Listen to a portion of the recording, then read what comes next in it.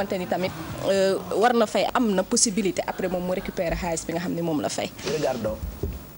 Responsabilité civile des actes d'autrui nekk benn ci responsabilité yi am ci wàllu yoon tax ñu def ci taxaw seetlu. En droit normalement ki nga xam ne daa def faute ba faute bi causer un préjudice à autrui moom war a réparer loolu mooy principe bi loolu la principe boobu sax la article 118 du code des obligations civiles et commerciales posé comme règle, c'est-à-dire que qui est responsable, celui qui par sa faute cause un dommage à autrui, c'est-à-dire ki nga xam ne moom moo def faute ba faute boobu causer un dommage à autrui kooku mooy réparer. Maintenant daa am ay mën nañ ko wax exception dans la mesure où des fois nit ki def véritablement faute bi occasion de dommage du réparer le dommage mais plutôt keneen ki nga xam ne moom mooy répondre de cette personne. Responsabilité boobu nag ci yenn cas yi rek la mën a am. Il y a 3 cas en droit sénégalais. C'est le cas de la responsabilité parentale. Les pères et mères yi ñoom ñooy responsable dès lors que seen enfant mineur de causer un dommage boo xam ne à autrui de par sa faute. Donc dans ce cas-là dañuy intenter action contre les parents qui doivent réparer le préjudice. Deuxième cas bi mooy responsabilité du commettant du fait de ses proposés mooy koo xam ne en fait daa am capacité di jox ordre keneen foofu cas boobu tamit par exemple entre relation entre employé et employeur lien de subordination bi am moo tax des fois su nekkee employé bi daa def de par sa faute daa réaliser un dommage effectivement employeur bi moom mooy réparer le préjudice bi. Et enfin mooy lu ñuy wax responsabilité des maîtres et artisans du fait de leur apprenti yi tamit en fait dès lors que dans le cadre de leur travail def nañ faute kii responsable mooy maître beeg bala artisan bi ko yor. bu dee ki nga xamante ni moom lañ jàpp comme responsable civil dina fay dommage et intérêt yoon nag prévoir na ci yenn cas yi réparation préjudice. Pour ki nga xam ne réparer na dommage bi su nekkee commettant bi du fait de son proposé cas boobu commettant bi su nekkee am na abus de fonction su nekkee ne c'est dans le cadre de ses services amul problème mënul retourner comme son employé mais su nekkee effectivement am na abus de fonction là il répare déjà le préjudice bi mais moom am na lu ñu naan action récursoire bu koy permettre de mu saisir à juge bi pour mën a obtenir au moins part responsabilité bi préposé bi am. Mais dans le cadre de la responsabilité parentale mënul am parent bi mënul retourner contre son enfant même pour maître et artisan en réalité. Maître Christian Diouf moo doon indi ay leeral ci loolee ñu tuddee responsabilité civile du fait d'autrui. Voilà donc Christian professeur de droit la Pape Cheikh. Ah c'est un professeur de droit à l'université Cheikh Anta Diop. Voilà donc moom indil nañu si. Mon avocat s'appelle Christian. Donc je pensais que voilà c'est aux États-Unis c'est maître McKincall mooy sama avocat mais fii Michael Jackson moo ko doon défendre. Ah oui tu as tout vu. Mais fii Sénégal mon avocat s'appelle maître Christian Faye. bokkul ak ki nekk France des ténors du barreau. bokkul ki nekk France. C'est Christophe Lacolombe qui est mon avocat en France. De Sarkozy aussi hein. Écoute il a plaidé pour Sarko des années durant. Donc responsabilité civile du fait d'autrui Bijou am na lu mu ci laaj lu am solo sànq. ba xam est-ce que ci liggéeyukaay kese la valable wala est-ce que sa doom tamit bu fekkee tooñ na yow parent bi yaay wala papa mun nañ la war a jël si pour nga fayal ko tëj la sax ci bu fekkee fayoo ko. Donc voilà boobu cas yi nga xamante ni si la bokk la parce que xam nga 3 cas la wax. benn bi mooy les responsabilité parentale mooy père et mère yi. vis-à-vis de leurs enfants mais il faudrait que xale bi nekk mineur. su fekkee xale bi mineur la ki nga xamante ni mooy papaam wala yaayam wala koo xamante ni xale bi këram la dëkk bu fekkee dëkkul ak papaam ak yaayam. tuteuram wala ki nga xam ne daal fi mu dëkk foofu la fi kër gi mu nekk daal moom responsable bi. kooku noonu mooy répondre civilement des actes de cet enfant là. Maintenant su fekkee moom mën na prouver ni que il n'a pu empêcher xale bi mu def dommage boobu bu boobaa du nekk responsable mais su fekkee xale ki nga xamante ni mooy papaam wala yaayam kum si dëkkal si ñoom ñaar wala ki nga xamante ni moo am garde maintenant su fekkee dafa nekk garde partagée mooy ñi nga xam ne dañu nekk cas de divorce ñoom ñaar responsable que muy papa ji que muy yaay ji ñoom ñaar ñëpp ñu fay ko. maintenant beneen cas bi mu ngi ko waxee mooy comme mooy comme ni mu ko sant ci buuba bi koo xamante ni da ngay. pardon. dafa am cas. déedéet. buuba de cas le plus cas. cas plus cas mos à l'infini donc li nga xamante ni mooy ki nga xamante ni day liggéey dans le cadre de ses fonctions mu def abus de fonction c'est-à-dire mu utiliser image entreprise wala mu ni par exemple man maay directeur TFM xam nga nax si benn xale wala wax si benn affaire donc si cas boobu noonu. c'est parce que je fais moi non plus ah. donc bu boobaa moom dafay civilement responsable des actes maintenant si cas boobu nag moom si la am possibilité yow boo réparer dommage et intérêt ba pare yow nga porter plainte sa employé bi pour moom mu assumer ay responsable mais yow avant ngay mun a poser benn acte wala benn action il faudrait déjà yow nga réparer préjudice boobu ba pare après tu peux te retourner maintenant troisième cas bi mooy c'est le dernier 3 cas la mooy responsabilité des maîtres et artisans du fait de leurs artisans mooy par exemple nga yor atelier menuiserie yow nga am apprenti moom muy réparer nit yëfam wala muy def benn liggéey mu yàq ko bu fekkee daf ko yàq yow bi nga xamante ne yaa moom atelier bi yow yaay réparer li nga xamante ni mooy préjudice causé par cher. D'accord donc mu ngoog xam sa droit. pour mieux vivre en société.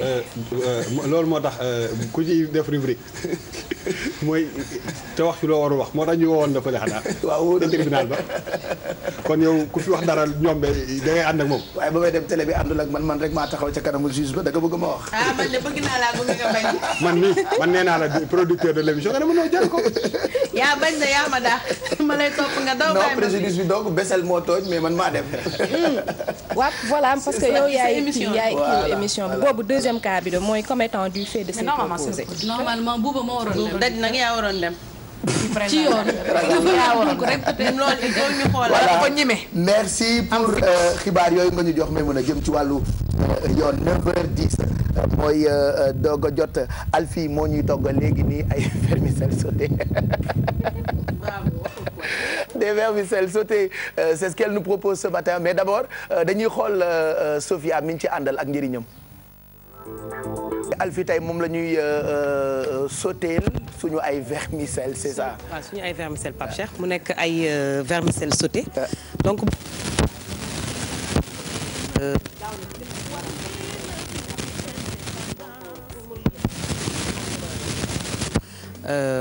oignon vert. donc moom laa am fii ak benn soble bu ma dagg am fii nii ci plan de travail bi maa ngi fi ak blanc de poulet am fi coriandre muy persil chinois parce que en général da ngay wax coriandre nit ñi dem marché mais du ñu xam ne coriandre ak persil chinois même appellation bi la rek benn la persil chinois mën nañu persil chinois mooy coriandre donc boo nee coriandre da ngay kii ñu bëri da ngay jaxase ñu bëri donc pour mu andi ñu goût déjà goût boo xamante ne ak digestion bu baax donc am naa fi itam champignon sec bu wow bu ma déshydraté maanaam da ngay tàngal ndox ba mu tàng nga def ko ci champignon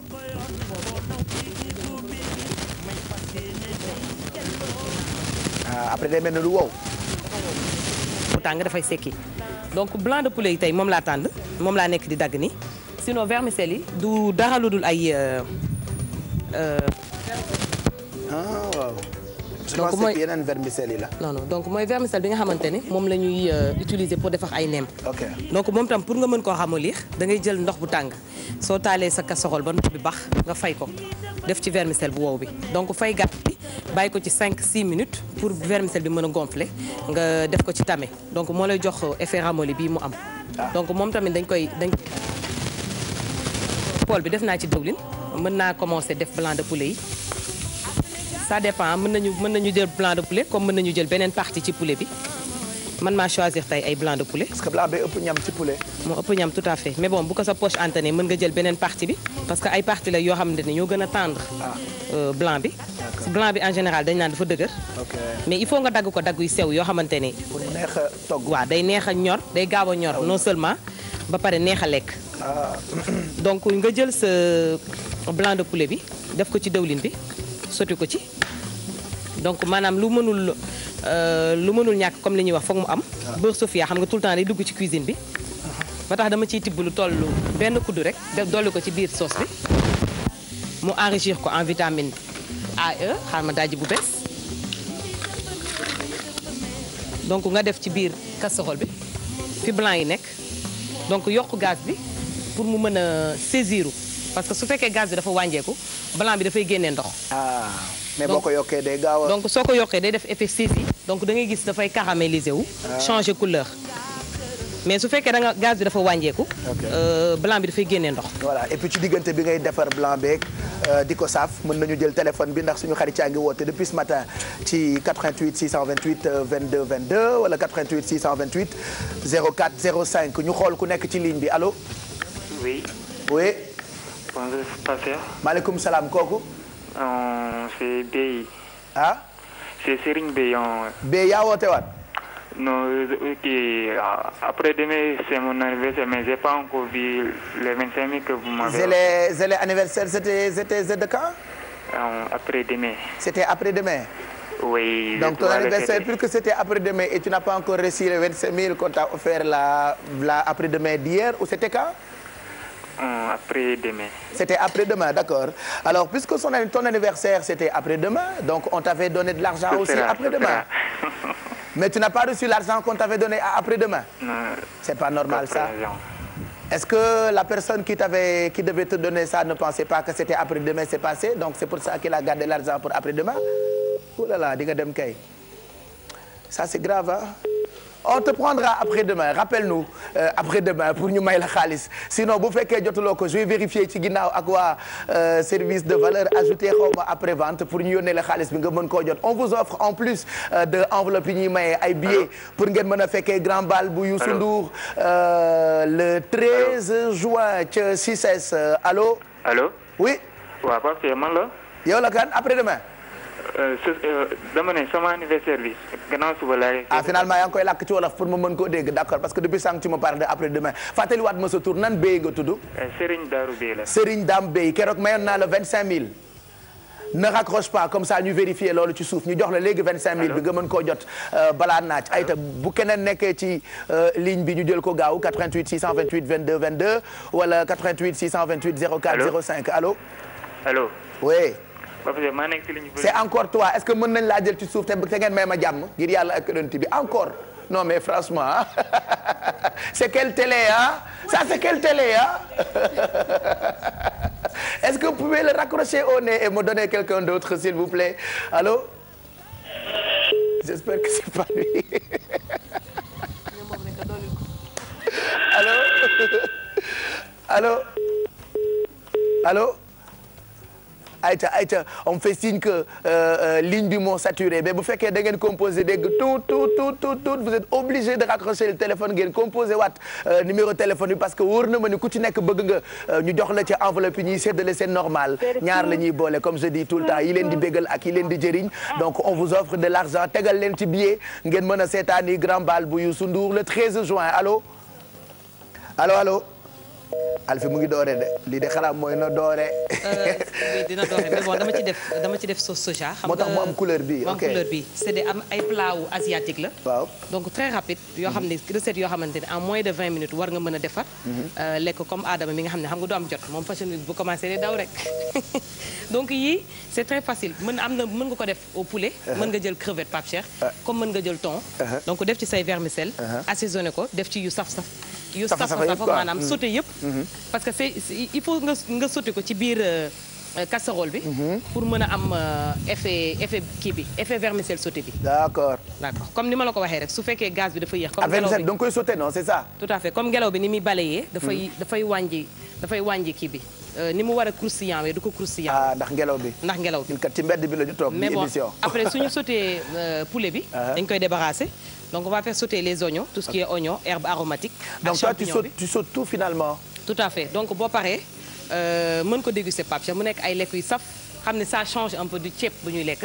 donc lii xam nga tey su ma la ko joxee mën nga ko añee. ah oui quand c'est bien sauté moom dama koy añee moom. bien sûr c'est bien sauté ba pare dafay saf Pape Cheikh. voilà ayca ana keneen ku nekk ci ligne bi ñu jël ko allo allo allo allo allo bu fekkee mu ngi saturé ba léegi ma jàll ci leneen ay ca gaaw leen 88 628 22 22 juste vous rappeler que ñu ngi àndandoo ak poste cash. alors poste cash mooy carte bu bees bi nga xamante ni moom laa tuddee keroog mooy ndaanaan yi carte bi ñuy yore alors carte bi nag comme carte bancaire la c'est une carte bancaire d'ailleurs parce que carte Visa la mën nga ko jëfandikoo fu la neex carte bi nag li ci neex mooy xam nga yéen a ngi dégg ay carte bancaire yu bees yi ñu koy jaayee 20 000 yi ñu koy jaayee 10 000 yi ñu koy jaayee sax 15 000 parce que njëriñ li ci carte yi moo am solo bii nag ñu ngi koy jaayee 5000 bu ngeen demee ci distributeur agréé yi wala ngeen dem ci bureau de poste bu leen neex bu ngeen laajtee carte poste cash la tudd bu ngeen ko jëndee dafay da ngeen di gis njëriñam mën ngeen ko utiliser bu ngeen dee jënd dara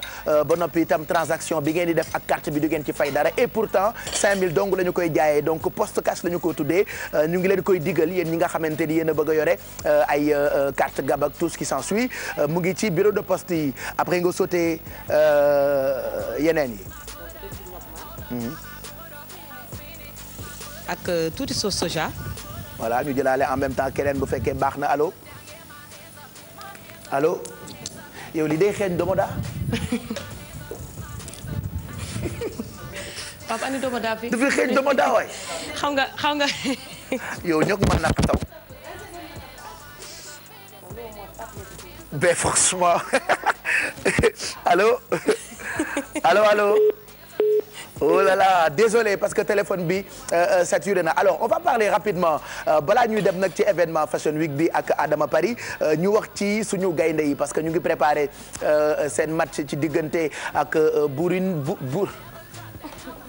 Burundi donc le 13 ci la match boobu ñun ñëpp a ngi koy préparé donc match bi moo tax suñu gaynde actuellement ñu ngi nekk regroupement fi nga xamante ni moo di Mbour alors devinez kan la Mamadou Ndiaye taseel pour waxtaan ak moom devinez kan la. c'est un très grand footballeur ah ñu bees ñi xamoo leen yow Fadiga nga xam El Hadj Diouf tout ça alors am nañu ay xale yu taxee yoo xamante ni actuellement ñoom la ñu wóolu ci suñu équipe nationale bi actuellement ils sont en train de se regrouper à Mbour on a rencontré Cheikhou Kouyaté alors Cheikhou Kouyaté moom wax na naka la équipe bi di préparer matchu gaynde yi on va l'écouter ci micro Mamadou Ndiaye moo nekk ak ñoom ca Mbour actuellement regardez. ak Cheikhou Kouyaté bo ñu ngi lay nuyu. maa ngi lay fay bu baax a baax.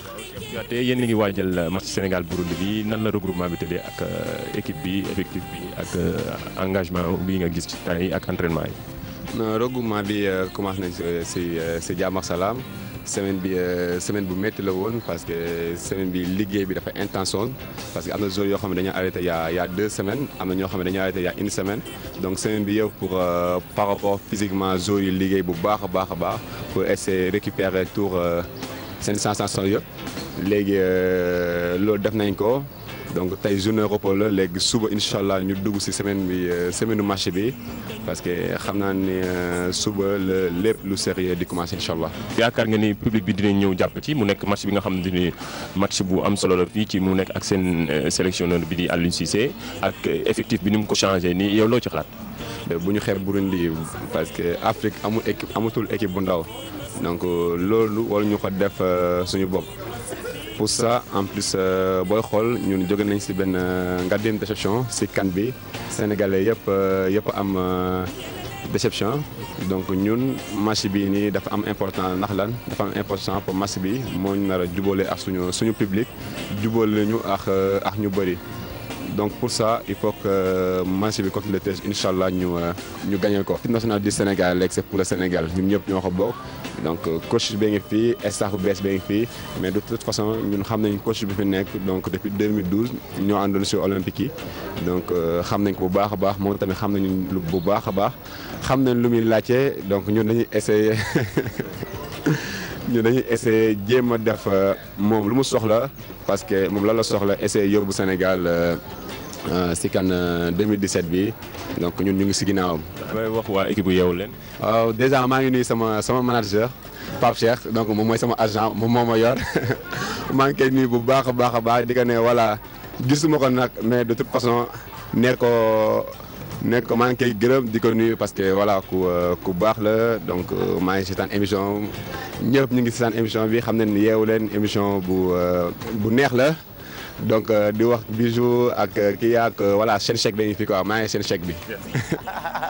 mais merci mon ami Cheikhou de toute façon Adama Paris El Hadj Diouf ak Fadiga ñooy xaritam ñun ci Lions yi la ñu am ay xarit nag ah Cheikhou Kouyaté en plus d'être un bon footballeur je suis son agent c'est-à-dire contrat yi maa koy signé. non mais 2002 ce qu'on a vécu ñoom xam nañu ni actuellement sénégalais yi dañu am envie revivre moment yooyu noonu moo tax ils sont obligés de bien jouer ci seen ay compétitions. Qu'est-ce que tu penses de équipe bi. moo gën ci ñoom de. li ma ci xalaat. non li ma ci xalaat mooy Burundi la. waaw Sénégal Burundi. Burundi moom du kii. équipe bu ñuy xeeb amatul. il faut jamais sous-estimer. waay laissez-le terminer quand même. franchement ah. ñun ñooy xorom. waaw vas-y ah. non dama ne. non équipe ay Burundi moom du kii du. équipe méttiwul quoi. yow kii nga yow expert nga yow. non duñu vraiment. non mais Sénégal ñëpp ay experts lañu dans tous les mooy domaines. expert même quand tu fais défilé fashion week bi il m'arrive de dire non kii ni mu doxee baaxul la neneen la waroon doxee comme ñun ñëpp on est des techniciens. Burundi daal ñun daal xam lu ñu bëgg. qualification moom waxuñu ko. vraiment nag sonn nañ ci dem ñibbi bi. loolu la ay Burundi moom. demi-finale wala mais mun na qu'est-ce que tu en penses. bon man je pense que war nañu mën. tu as confiance ci suñu équipe bi. waaw parce que dañu jël ñaari génération parce que booy seet ñu nekkoon 2002 ñu bëri ñambaas nañ leen ci équipe bi. très bien xanaa kon mun nañu. que ñoom ñooy jiite quoi c'est ce que tu veux dire par là. kon mun nañu war a am plus. que li ñu am ñooy jiite wala ñooy football. kan moo ciy nekkoon. non si kii bi.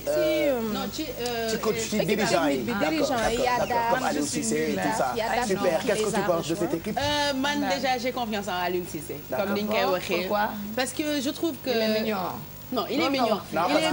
Il est mignon, il est charismatique. Ça, c'est d'un côté. D'un autre côté, le travail qu'il a fait avec l'équipe olympique, je pense que suñu ko bàyyee may ko temps, il va faire la même chose avec cette équipe-là. Et puis j'ai confiance aux jeunes.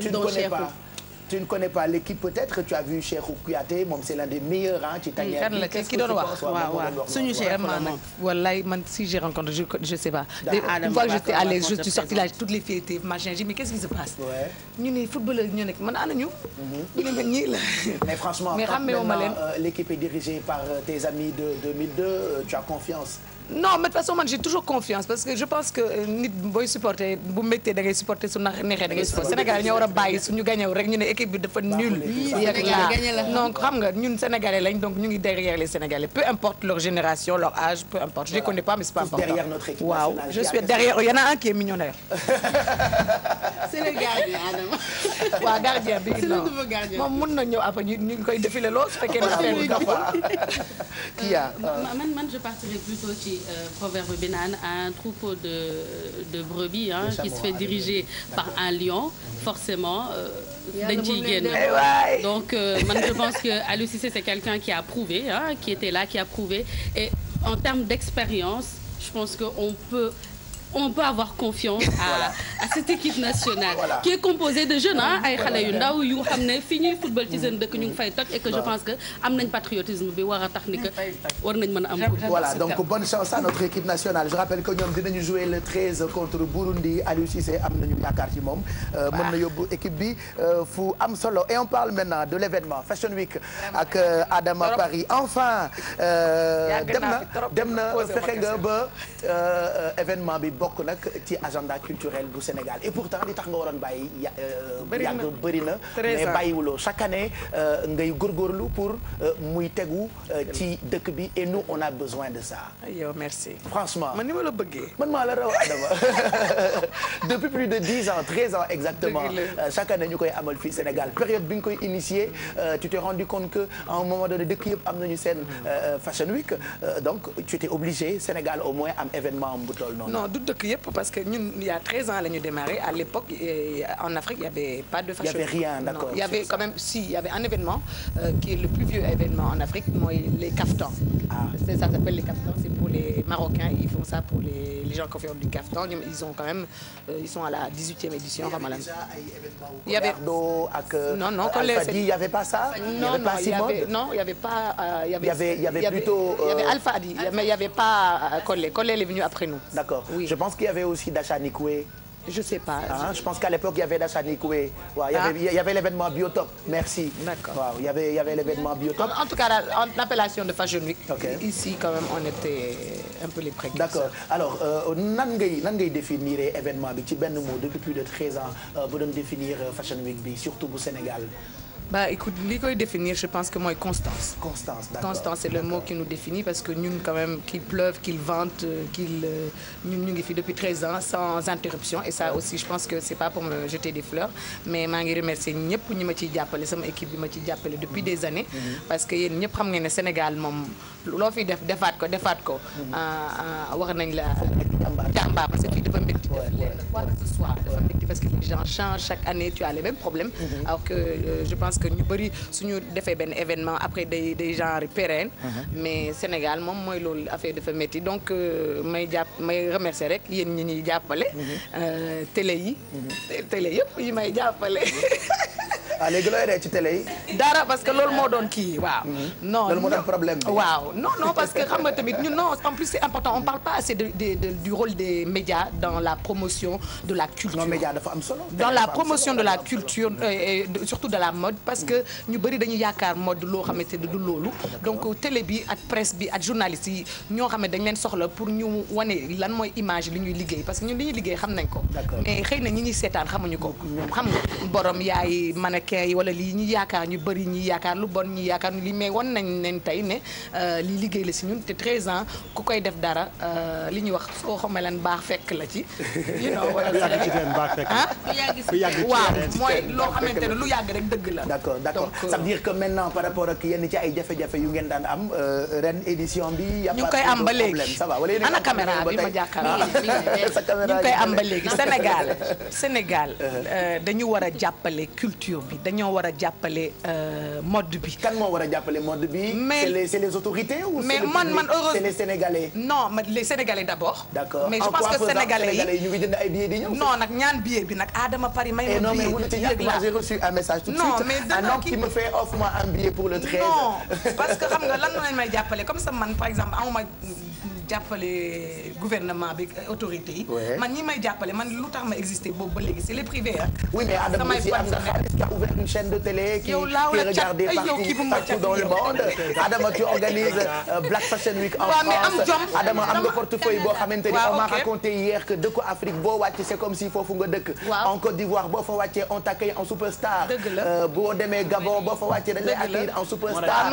France bi nga xamante ni yaa ngi woon Porte de Bagnolet boo fa wàccee dañ lay accueillir en superstar. Montréal boo fa wàccee dañ lay accueillir en superstar. ça c'est une chance. Sénégal franchement Pape Cheikh nii man la mën a catu waaye du ma mën a parce que man Saalum laa alpulaar. bu dama ko dara donc du ma la catu. non en fait loolu yëpp comme li ngay wax rek yow tey suñu waxee Pape Cheikh sa liggéey moo tax.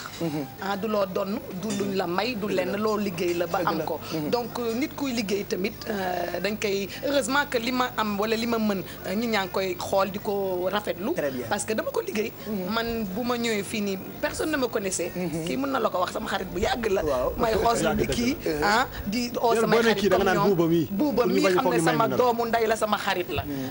may ànd ak moom ñuy kurti sama ñëpp di ma jàppale donc li xam nga Sénégal li ñu war a bàyyi mooy nit lu mu am daf ko liggéey gis nga liggéey rek mooy dëgg. man noonu laay wax xale jigéen ñi parce que quand même bëri na ay fan yu bëri ay xale jigéen ñuy yaakaar suñu gisee Adama li Adama laa doo gisee Adama sol dàllam wala Adama sol otoom wala jël otoom daf ko liggéey te loo je pense que nit commit su ma nawee wala mu may xool di am lu muy kii ci man mooy gis na ne li may def dafa baax parce que gis nga ku bon kenn du la bëgg. déedéet kenn du la topp ku bon kenn du ne kii xam naa dañ lay jéem a bañ a xam. mais li may wax li nga pour revenir à ta question jàppale culture bi dafa dul essentiel dans nos pays africains parce que là on pense toujours que le développement on est optimiste y a Afrique mu ngi développer Afrique mënul développer sans culture. Afrique mënul développer sans culture parce que culture moom mooy boole ñëpp. culture président Senghor disait je sais pas ndax fàtte naa ndax jàpp naa exactement mais da doon wax tout le temps que ni début culture moo nekk ci début ba ci fin wu lépp. c'est ce que disait le président tout à fait Senghor. Et tu vois on aide les entreprises de TI les entreprises de ça man daal damay lancer appel Sénégal le gouvernement sénégalais il faut que ñu jàppale culture bi et ñu jàppale man je défends mon truc à moi ñu jàppale la mode parce que je pense que en plus quand je demande ñu jàppale la mode koo xamante ne mu ngi depuis 13 ans kooku xam naa war nga mën a jàppale parce que koo xamante ne commencé na léegi mun nga xool sax lu mu mën ak lu mu mënul mais voilà mais 13 ans boo xamante ne comme li nga wax su ma demee Côte d'Ivoire ñu jox ma organiser massage su ma demee feneen mais sama dëkk ma fi am ay problème loolu loo xamante ne lu ma tiis la. lu may métti la heureusement ministre de la culture tous les matins dafay seetaan Yeewu Leen. kon nag ministre de la culture man xawma ko personnellement. mais maa ngi koy lancer appel nit ku baax la kon comme ça sa xarit la te Sénégal moom xarit moo fi dox. je te promets. nekk mu jàppale ma di nga ko gis il viendra parce que moom. ñeme na bu ñun bind événement nañ leen culturel lettre affaire yooyu jotuñ sax tontu. il est en train de t'entendre. monsieur le ministre moi j'ai écrit un courrier. je n'ai pas truc xam nga man nag comme tubaab la man damay bind courrier yëpp. damay kii même am na ñoo xamante xam naa leen personnellement. mais du ma dem ci ñoom parce que. sauf moi yónnee wuloo ma courrier da nga jékki-jékki rek ñëw ci sama émission. waaw mais beneen affaire. oo naa la. bu am solo mooy def depuis 13 ans mu bokk ci calendrier culturel bu Sénégal. yaa ko ci boole. ça veut dire que ñoom boole état bi. man de xaw ma fu ñu ko bindu. xam nga la bu c'est-à-dire que c'est bien que ministre yi di changer baax mais c'est-à-dire que lu toll noonu. bind dara normalement ministère bi dafa war a répondre. non tontuwuñ ma wax dëgg yàlla beneen affaire moom mooy entre multinationales yi nekk fii. xam nga dafa am benn affaire bu ma seetlu. mooy que boo seetloo. dëgg la événement yu bëri yi nga xam ne c'est les Européens qui sont à la base. di nga gis toutes les sociétés européennes qui aident.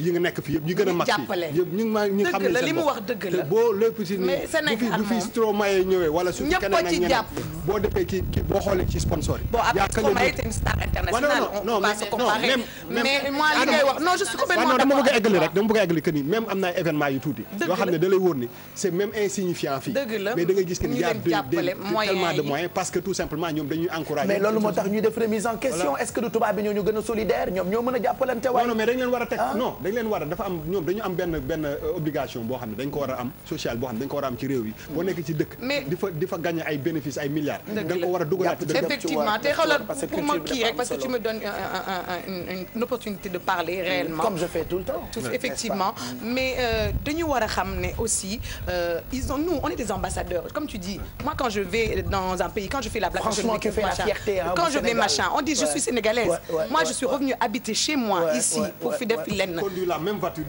depuis xoolal kii dafay xool sama mais garaawul parce que man les signes extérieurs de richesse c'est pas important xam nga kii sax année mu ne ma yow sa oto bi xam non pas lu xam lu tax duma ko changer parce que j'ai des choses plus importantes à faire j'ai des mannequins à payer Alfi xam na ko man du ma yoreel ni dërëm suñu paree ma fay leen te comme ça amoo ku ma jàppale te man dama am jom am na yoon yoo xamante ni mais du ma changer oto parce que yéen a bëgg ay oto ma yoon nekk ci fashion week bi man ci laa bëgg a wax chaque année dafay am lu bees loo xam ne moom la ñuy andi pour année précédente waaw mais ku nekk li la ñor oto ñorul ma donc année bi lan mooy nekk lu bees ci fashion week alors li nekk lu bees cette année on amène toujours des nouveaux créateurs toujours ñun ñooy événement boo xamante ne toujours même nit ñi ñooy ñëw chaque année soo ñëwee oui chaque année dañu changer parce que je me dis que le public sénégalais a le droit et dafa après en plus droit xam lu bees ba pare c'est pas du copinage ñun dañuy liggéey donc li ñu bëgg mooy ñëpp ñëw ren moom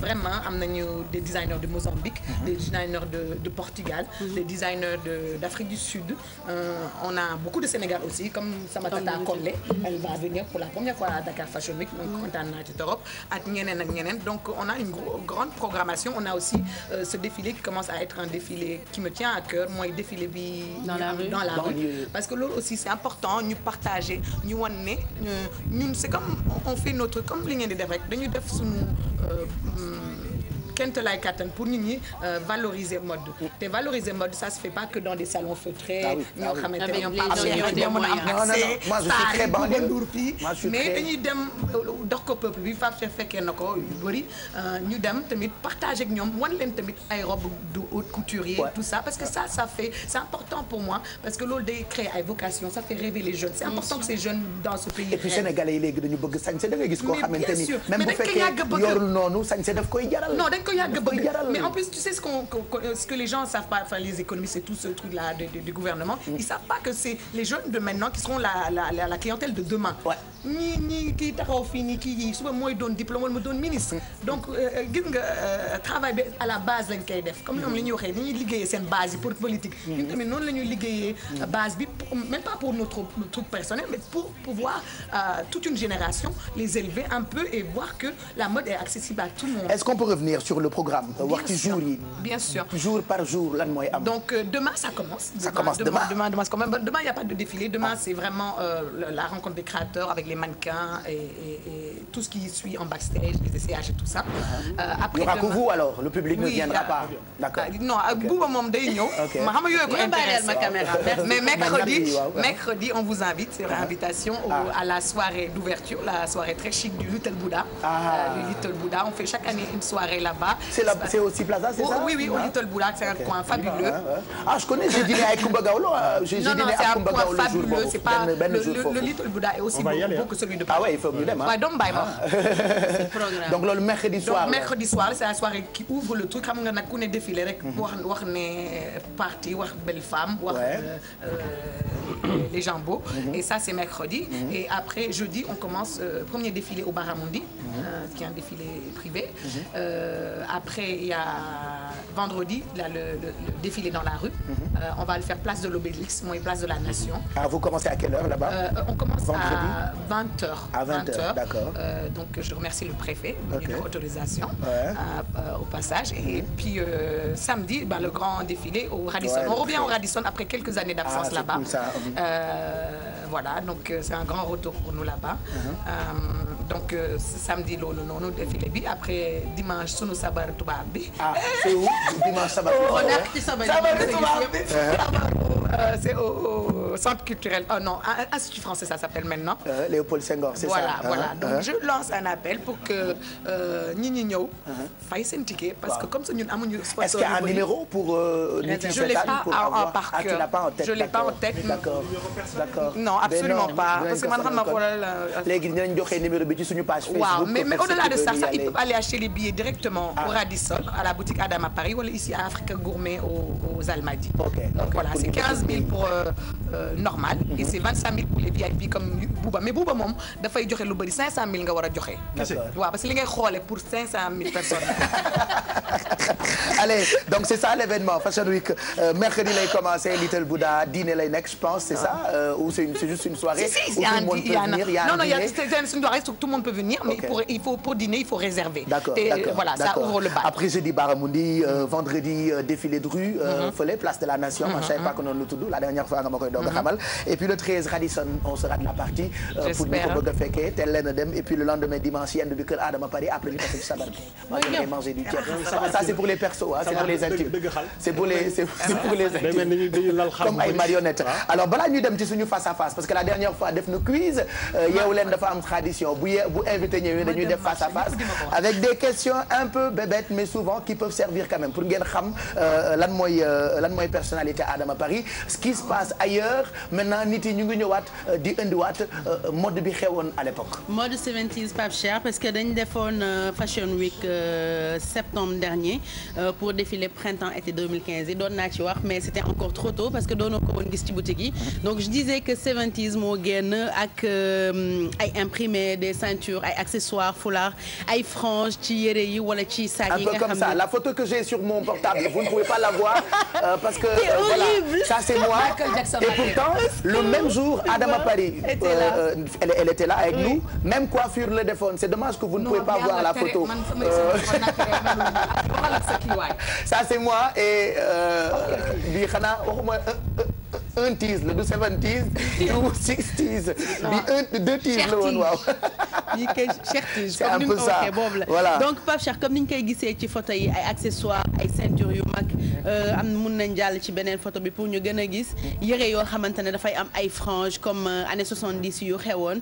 Et puis ak ay couleur caramel bi aussi dafa ñëwaat bu baax ci oui mais style bi seetlu woon ne répétition la parce que daaw waxoon nga ñu mode répétition la tout le temps dañuy en fait tout le temps li ngay gis mooy ci podium yi la ñuy lancer benn tendance ne année bi li mooy xew voilà après mu ñëw ci boutique yi ensuite mbedd bi jël ko ñu tas ko depuis un an déjà voilà j'en ai là déjà en plus ak man daf ma neex pas d'éléphant donc su ma gisee ñu andiwaat que sama xol day gën a sell parce que je trouve que c'est très classe surtout que boole ko ak benn chemise braillé ko ak say chaussures à talons c'est très joli c'est stylé donc mun ngeen ko boole ak ay t-shirt lu tuuti mooy doy pour accessoriser ko mun ngeen ko sol comme ni ngeen ko bëggee mun ngeen ci abuser comme je dis Fatou xam naa bu ma gisee Rayma parce que patte d'éléphant lay bañ mais ça revient à la mode donc bu ñu jógee ci patte d'éléphant yi ñu egg ci couleur yi Pape Samba mun nga avancer parce que ci Fashion Week bi am na couleur yu bëri yu génnoon il paraît c'est le nouveau noir ok d'accord je comprends rien.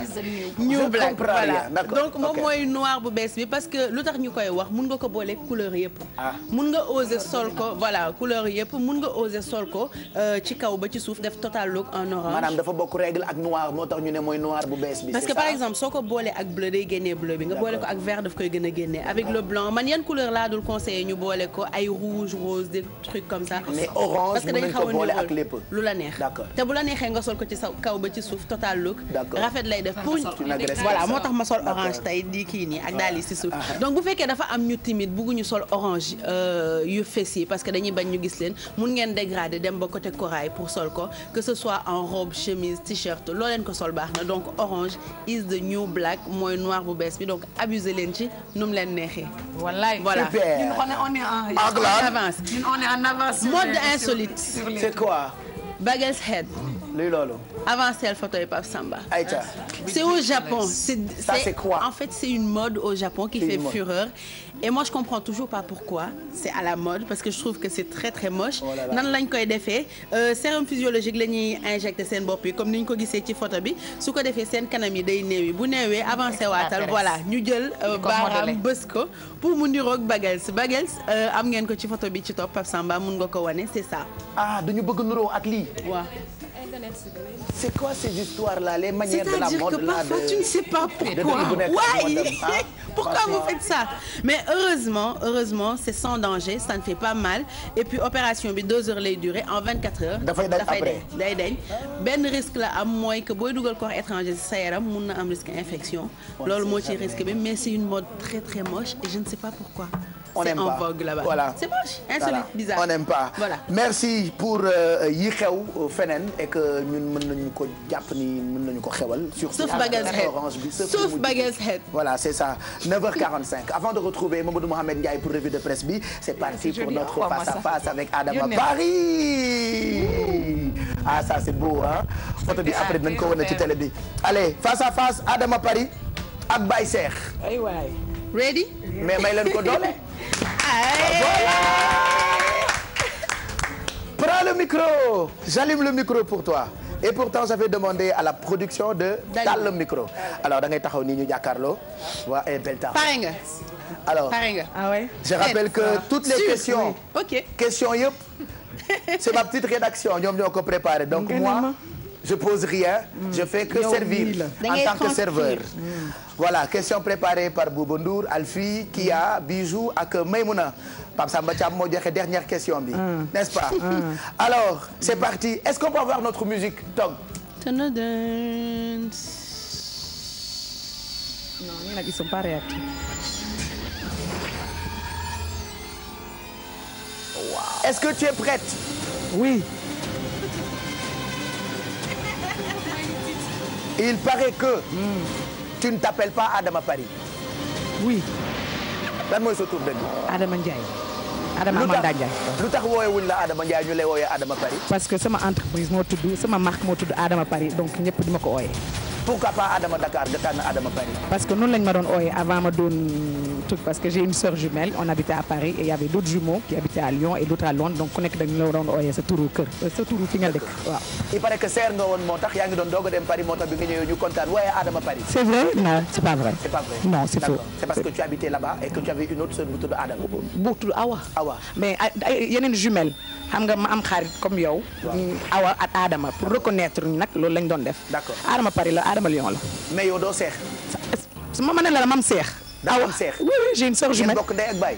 non oui jumelle en général oui. non j'ai rien compris vous êtes venus au monde le même jour. ouais. à la même heure. un peu. ouais jumelle hein c'est ça. même père même mère c'est ça. waaw ah je pense il faut demander à maman. non je veux juste savoir elle s'appelle Awa. waaw ça je savais pas. ah bon xamoo ko woon. elle est où Awa Ndiaye. elle est en France. elle s'appelle Awa en France. waaw. d'accord. deuxième question ou troisième question je sais plus. parce qu'il y a tellement de questions très perso. paraît-il que. vous n'êtes plus mariés. bah oui ça c'est pas un secret. je savais pas. c'est vrai. oui. non je suis divorcée il y a longtemps déjà. ils ont mis sur ma feuille que Adama Paris am na benn doom mais kenn yëgu ko. nga ne ma amiin yaara bi xam nga doom moom lu baax la donc bu ma ko amoon du ma ko nëbb. amuloo. non amaguma doom. lan ngay xaar pour am doom. jëkkër. looy xaar pour am jëkkër. ñu takk ma. est-ce que am nga prétendant. waaw. cœur à prendre. non. ki nga nekk lii léegi depuis combien de temps. 5 ans. vous vous aimez. ah xam nga foog nga laaj ko. est-ce qu'il t'aime lui. waaw je crois. ban geste la def bu la jaaxal nga tuddee ko preuve d'amour. loolu de bu ma ko naroon nettal dafay yàgg. juste benn boo xamante ban saak yow tamit saak man mën naa ko jëndal sama bopp. juste benn man maay Adama Paris. benn boo man maay xam ne jëndal doo ko sama bopp fàtte. saak. bàyyi tontonte bi man ngay wax. non benn bu ma dul fàtte mooy il m'a envoyé il a fait envoyer un petit déjeuner chez moi.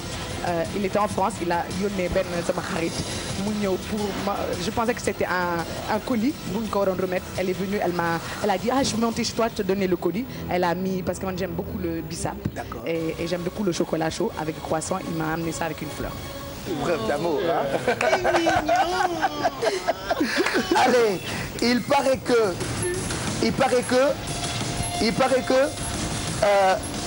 sa papa ak sa yaay nekkuñu Sénégal. Si ils sont là maintenant. Ah, ils sont là depuis combien de temps? Depuis je sais pas un moment, mais ils sont là. D'accord. Oui, ils sont là fii rek. Paraît-il que aussi mannequin nga woon. nga ko doon défilé. Oui. Pourquoi ça a arrêté? Non, mais j'ai pas une carrière de mannequinat comme Alfie. Et moi, j'étais mince et noire et en France, c'était à la mode. Donc j'ai fait ça vite fait et pour de l'argent. D'accord. Ban plat nga gën a bañ? Mboroxe. Mboroxe. Tur bi moo tax bëgguloo mboroxe. Non, c'est pas ça. J'aime pas le goût.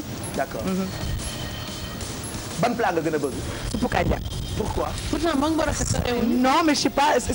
Voilà, mboroxe pour moi c'est suppu kanja raté. D'accord. Donc est-ce que pare nga pour nekk ministre fii Sénégal? Absolument pas. Pourquoi?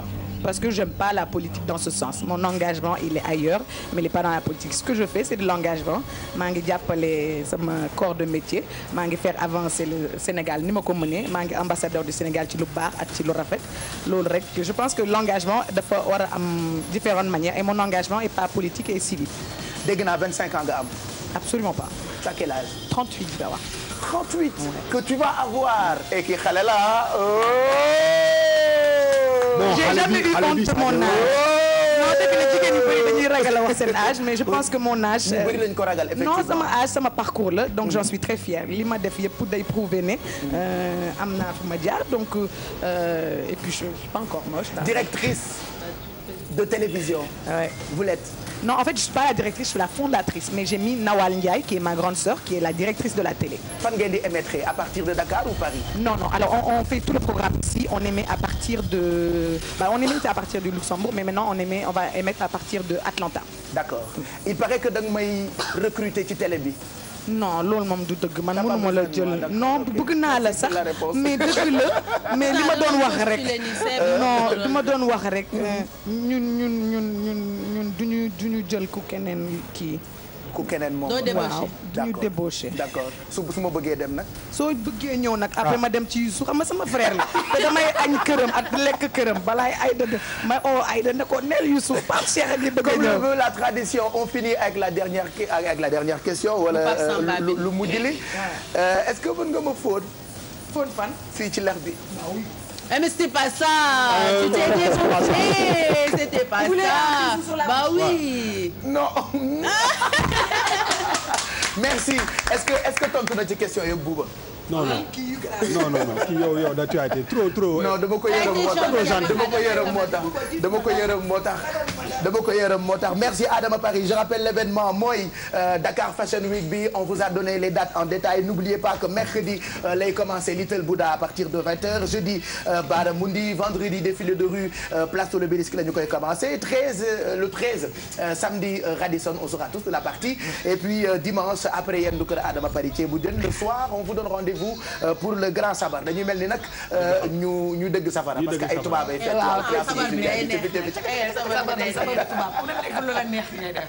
on va finir ak revue de presse bi puisqu'il est 9h52 Mamadou Mohamed Ndiaye lañ ci àndal léegi nii ci télévision Futur Média. Vous rappelez que bu ñu paree 10h di ngeen àndandoo ak DJ Bouba ci permanence bu ko defee mu ñëw ci programme yi ak événement yi nga xamante ni yéen la ñu ko jagleel ci télé bi le Mahmoud na nga doxalee nga ne lu sama papa bokk ak maam Yaxi Laalo.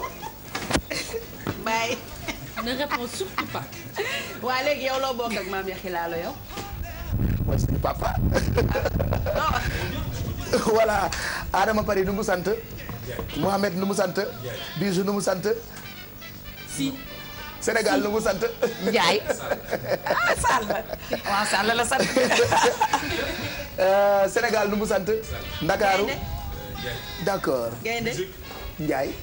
ah Ndour ku nekk ne la nga moom. revue de presse nu mu sant.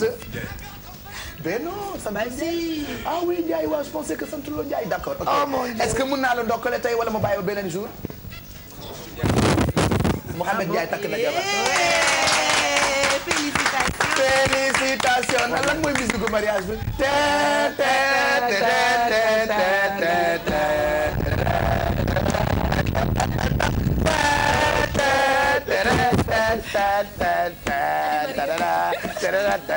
ciao.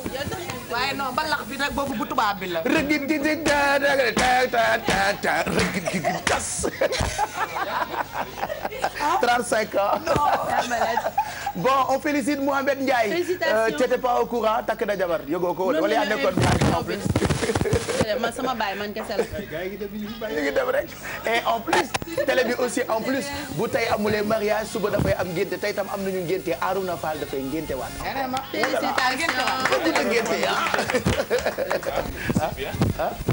waaw bu sit bi waaw Arouna Fall bu GFM on le félicite ca kanam foofu la ñuy dem pour marquer la mais kenn déggu la te ma laa jox micro bi voilà je donne ce micro allez prends ce micro. li muy wax nii xanaa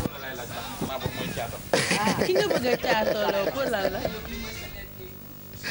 allez Mohamed Ndiaye waa ana soxna si ça va très bien ñëw na wala ñëw sa premier mariage. et li tax invité woo ñu. revue de presse waaw d'accord on voulait juste féliciter dañ la bëggoon féliciter rek yàlla na sëy bi barkeel. ku la ko présenté. voilà micro table bi mën nga ko jël il paraît comme lu nekk lañ may wax en direct. non apparemment ñetti micro Pape.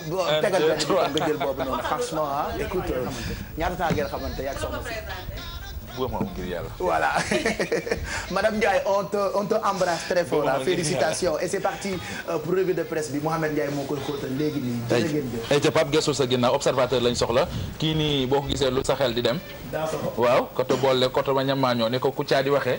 en tout cas xëy nañ ko jàmbal ba mu doy sëkk moom Amath Dansokho observateur dikk ci gars yi APR yi ndax xam nga Amath Dansokho dafa yëkkati woon ay kaddu di wax ne réew mi jamono ji mi ngi ci danger am kaddu yoo xam ne teg na ko ci derub Macky Sall ak nguuram loolee nag ñi faree ci waa APR tontu nañ ko observateur bind ne nga APR kon dal na ci kaw kii di Amath Dansokho lu aju ci ay kaddu yu ñu yëkkati ñoo ngi cee gis kaddu Yakham Mbaye mi nga xam ne mooy secrétaire à la communication ca palais de la République li mu wax mooy Amath Dansokho mooy ki fi njëkk andil magistrat yi ak enquêteurs yi ay jafe-jafe ndax moom mooy ki fi waxoon ne Karim Wade ak seeni gaay lu toll ci 2000 milliards moom la ñu daal di jël ngembal ko yaa xam ne Dansokho waxam joojee kenn xamul kon fan la ko jëlee keneen ku ko tontu moo di maître Oumar Youm moom dafa jàpp ne Amath Dansokho day matt déef maanaam ci gàttal ñaari langage la yor day wax li tey suba mu wax leneen la ca des yéen kaay bi nañu Dansokho noonu lay doxee Youssou Touré ne wax ji ci boppam moom moo ëpp en tout cas daal gars yi APR yi raté wuñu ko kii amee kaddu gouvernement bi di maître Oumar Youm ci le quotidien moom moo ca dikk maître Oumar Youm ci journal bi nga xam ne moo di le quotidien yéen kaay bi nañu wax Amath Dansokho yi metti na ko lool daf cee mer te it li mu ci teg moo di kii di Amath Dansokho ba muy wax nañu xool fa mu tolloon fan la nekkoon ak lu aju ci état moom Amath Dansokho nee na mag la beneen bi ci topp mooy coono bi mën na koo jàpp ak yeneen yoo xamante ne ji kii di maître Oumar Youm waxal na ko Dansokho waaye ñoom gars yi Macky Sall yi ba tey bàyyiwuñu ko ndax ci populaire Yakham Mbaye ma nga fa kan lay waxal moo di Dansokho ca kaw na le li mu koy jiiñ mooy nit koo xam ne daal dese ngaa way ci gàttal kenn mënu koo natt fenn ñu dem ci Walfadjri mi dikk ak ñun ci scandale ba am ca jam ñaajo wàllu suuf la ak lu aju ci fi nga xamante ne ji moom mooy suuf sa fa nekk gars yi bëgg koo jël yéen kaay bi nañu mu di xumbe extension ay barab la yoo xam ne dafa am ay terrain yu fa nekk ñi nga xam ne ñoom ñooy jiite délégation générale ba bëgg leen fa déplacer loolu moo indi ay jafe-jafe ba tax na ñii di inspection générale d'État ak waa OFNAC ak procureur ñoo ngi xool Seydou Sy Sall ni mu yore jam ñaajo ak li nga xam ne loolee la fay def grand place de dellusiwaat nañu inspection générale d'État gars yi saisir nañ ko ci mbir mi ngir mu leeral ko ñu dem ci direct info xool yi fa lu aju ci benn marché boo xam ne xëy na ko leeral mu di marché boo xam ne mi ngi jëm ci quai de pêche yi nekk ci Sénégal ñu wutal leen ay chambre froide yéen a kaay bi nañu marché boobee am na njuuj njaaju ci am te nag la mu nar a jur mooy Omar Gueye ministre de la pêche ak économie maritime tem ñu tëbal ko Pape nañ tëb daal ci sunu lamb ak Tapha Tine le géant du Bawol mbooloo mi nga xam ne moom la journal bi xëy dalal bari na lu mu waxtaane ak journaliste sunu lamb yi bokk na ci li mu ne Balla Gaye bi mu daanoo moom mbetteel la ci am gàddaay gi Balla Gaye bëggoon a gàddaay ne day exilé Tapha Tine ne du lu mu koy conseillé moom Tapha Tine ak ni ko Ama Baldé daane mu ne waa sunu lamb daan bi daf ko maanaam Ama Baldé daf ko nax ñu dem ci direct info xooli fa corridor yi woon keroog gaawu ca King Fahd Palace yéen kay bii di direct info dellu si waat ci ak kañu ko bàyyi la woon mu di Cheikh Amar Mbagnick Diop mu doon organiser loolee direct info dellu si ci Cheikh Amar la ñu ko bàyyi la observateur nañu moo taxit jabari Cheikh Amar toj na fa mu di Marie Carvalho Marie Amar yéen kay bi nañu tableau 15 millions la jënd may ko Youssou Ndour Pape pare na merci Mouhamed Ndiaye